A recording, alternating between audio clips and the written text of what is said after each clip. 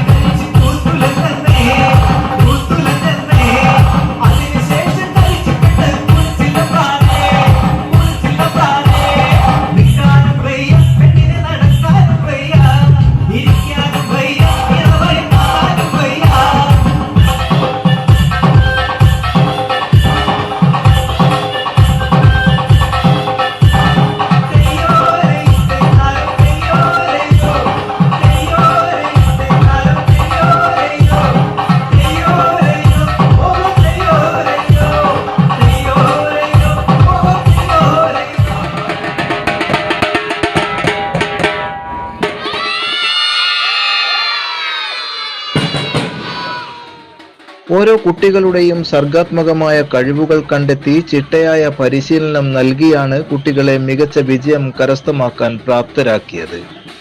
PTA president M Vinodan, അധ്യാപകർ, പൂർവ്വ വിദ്യാർത്ഥികൾ, രക്ഷിതാക്കൾ, നാട്ടുകാർ തുടങ്ങിയവരുടെ മികച്ച പിന്തുണയാണ് ഈ വിജയത്തിന് പിന്നിലെന്ന് പ്രധാന അധ്യാപിക PK ലീന പറഞ്ഞു.